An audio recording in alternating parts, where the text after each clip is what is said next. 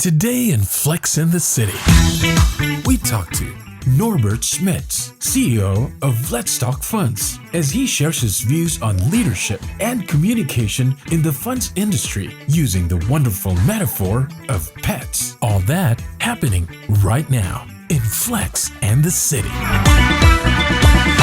Hello, everybody. This is Rachel Treese for Flex and the City. This afternoon, I'm delighted to have Norbert Schmitz. He's introduced himself as a fabulous fund nerd, and his brand name, if you like, is Let's Talk Funds. So I'm absolutely delighted to be able to speak to Norbert. Let's Talk Funds.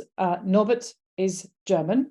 Als ich 19 war, Norbert, ich habe ganz fließend Deutsch geredet. That means for anybody who is a listener that when I was 19, I did used to speak fairly good German, but not anymore. So I'm afraid, Norbert, we will have to continue this podcast in English, if that's all right with your permission. So thank you. Welcome. Thank you for joining us on the podcast. So love for you to introduce to our listeners a short introduction to who you are and how you came to be living in Switzerland and talking funds. Hello everybody, welcome, and special to Rachel. I'm happy to talk today here to you. Myself, I'm original from Germany, from Switzerland, and finished in 1989 my apprenticeship, working thereafter in Germany, 4 years in Luxembourg and again in Germany, and now living and working since 15 years in Switzerland, closely to Zurich. And yes, I'm working since in or directly on the fund industry, the fund business, asset management, and did a lot of different jobs about trading, compliance, controlling, fund accounting, custody, IT projects, legal projects, yes, and also sales service and sales. And that's now my knowledge about this investment product, about this product. And I'm saying about myself that I'm a fund nerd, instead of a fund expert, because it's I feel it sounds a little bit better. And yes, and I like to talk, and I like to talk with other people, and that was the reason to subtitle my company with the phrase "Let's Talk Funds." And let's talk about funds, let's talk for funds. And that's also my business now. I'm making fund sales and also fund sales consulting for Switzerland or from Switzerland abroad, mostly in Europe. That means what does it need, makes this product sense, set up a project, a fund, a project, and also go-to-market strategies, and I also can open doors. And it's my business, and I'm always happy if I can talk about funds. Fantastic. So talking about funds and the fact that you're a fabulous fund nerd, I've noticed being a marketeer that there is a huge amount of jargon or complex vocabulary used in the funds industry. So what's your views, Norbert? You obviously speak many different languages, and we're living in a very multicultural environment. How do you think we can keep the language of the funds industry more simple and straightforward? Why is it complicated? Is maybe the first question. And they are using phrases, they are using short forms, prips, and so on. And it's coming more or less, I guess, for marketing to show incompetence. It's the same if you are going in a shop and would like to buy a laptop or something technically, then the sales guy is explaining you stuff that you can be working with, CPU and storage, gigabyte, megabyte, terabyte, kilobyte, and so on. And you can't really handle with these at all. And you need to simplify it. It's the same as a lawyer. He can easily say to you, you are right or you're wrong because of this and this law. But what he is doing, he's adding always the numbers, article 123, part 1, point C and point D within these limits, but it doesn't give him added value. It is the only added value that he looks much more competent if he is naming these details, and that makes also the jargon of this fund industry complicated, or much more complicated as it be needed. Why is it, or where's it coming from? Maybe it's from the history. There was an issue in the last 10, 20 or more years, and then they are setting up a controlling and information and so on, and always adding it and developing it, and it getting more and more, makes it more and more complicated. On the same hand, makes it more secured. The needed is, especially from people who needs to explain it to others, like sales or like a team leader who needs to introduce something new, needs to understand it by himself at first, that he can reduce it to the point that he explained it very easily, mostly with an example, but very easily, and bring it also a bridge. My mom is now 83 years old, and from time to time I need to explain why my business is going good or worse, or what's easy, what's complicated. And I need to find words that she can understand it in this situation. Maybe she's not memorizing it for a long time because it's not her business, but you need to explain complicated stuff in a way to an 8-year-old child, that the 8-year-old child can explain it to an 8-year-old friend of him or her. And you need to take sure that both understand about what you have spoken. And that's something to thinking on the listener more than what you are knowing. Absolutely. I think you've beautifully articulated a great metaphor there, Norbert. Again, and I'm getting great joy about having this fabulous fund nerd on my podcast. I'm really, really curious about what your views are about the scalability of the funds industry. Is it scalable, Norbert? Can it scale up? What's your views on that? The main problem is I'm born and grown up on a farm. And this business is also needs to be, you need to have more land, more animals at the same time to be profitable. And this scale is also on the fund business. They are coming up new niche, they say of themselves, boutique providers, asset manager, fund initiators that are nice, but they are too small to be profitable on a cost basis or on a product basis. And that makes it a little bit critical. It needs to be better, new ideas, and it needs to be a start with bigger team who everybody can bring in stuff. For example, fund administrators with 20 funds that are too small. They need 200 funds to be profitable, to be automated on a technical way. And if you are too small, then you're saying, okay, it's more easier to hiring a people who's doing it manually instead of developing your company and developing the sector. Very good. Talking about scalability or the opposite of scalability, I can't leave this podcast without asking you a question about probably one of Europe's possible biggest mergers that would ever happen, the UBS and Credit Suisse merge. So I'm really curious about what your own views are on the risks around that, Norbert. And first of all, I'm thinking it's everything done. It was needed to do something, but it was done a little bit too quick. And the problem of the missing trust to Credit Suisse is a little bit covered by the name of UBS, but the problem is not really covered. I give you the example of the credit default rates from Credit Suisse. It was before the merger going up to, 200, 300 bips. And UBS, normal credit default swap rate of a bank is something 10 to 30 bips. And even UBS was before on 60 bips. And now with the with the starting of this merger, UBS had a credit default rate of 120. I'm not up to date, but it's very closely to this, and you're seeing that the problem is not really covered. Secondly, what you need to know is what does it, the risk is around, will the new bank profit of the people, of the competence of each together?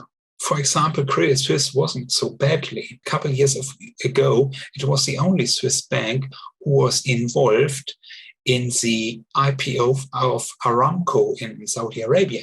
And it was a huge deal and it gives a very high reputation.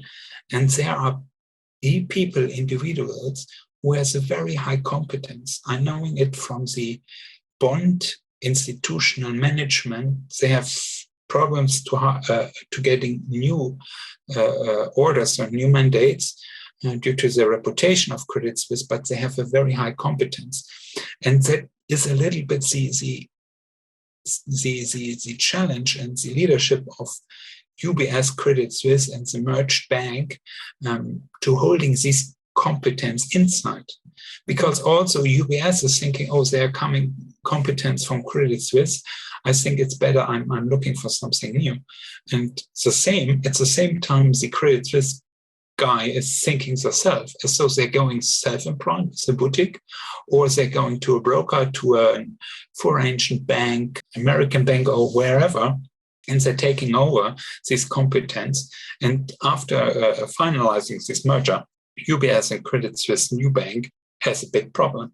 Right. Yeah. And I guess that needs to be led in a very good way. I mean, you've spoken about people and you've talked about leadership quite a lot there. And I know that you yourself do a huge amount of humanitarian work. So I'd love to have your own views on leadership and the humanitarian work that you do and the motivation behind that, Norbert. Yeah, how to lead people. It's a two-part what you need to following up from my point of view. One point is you need to love people. You can lead people if you doesn't like to communicate, if you doesn't like to listen, if you doesn't like to think about the view of others. You need to like to be a friend. You need to like to be connected with others. And the other point is, and I make always the example, that you need to lead people like you lead at home your home animal, a cat or a dog. So you are selecting this animal as a kitten, as a young dog, and then take it over for the lifetime of the dog. And you can say, unless if there's some other big changes, but in general, you hold it. If you have selected a dog who is stupid and getting worse with him because the dog is not doing what you want, he's not understanding or memorizing it. Same to a cat who's always running on the table and you put in every time above, but the cat is too clever to going again on it. But you need to this animal, you need to have the competence to giving them an influence to what you need. Yeah, not to hear to you, to following comments and so on. And if you're transferring these influence to an animal, to how you can communicate individually within people of your team, or with someone where you are the leader for, that's a part where you can understand my way of leadership. It's less to giving comments and instructions. It's more to giving competence. And that's quite also brings me to, you can always change your stuff. If you have hired someone, you need to understand, as like your kitten, you need to hold it for more or less a lifetime, unless some special reasons there are. But normally, he didn't my instructions. I'm looking for someone new. You can bring the kitten back after 4 weeks and taking a new one, and then you have the same problem again. And bringing it back and taking a new one, it doesn't work. Doesn't work for yourself, it doesn't work for your company, and doesn't work for the employee. And that's my understanding. I love what you're saying here. It's really about sustainable performance. And yeah, when I know my own cat Ronnie, you'd never give him away. So I love what you're saying here. It's really powerful. Yeah, and you need to love people, and you need to love your team, unless if there are some people, unfriendly people there. But they are opposite of this setup. It needs your competence of communications, and it needs time. It's not done quickly.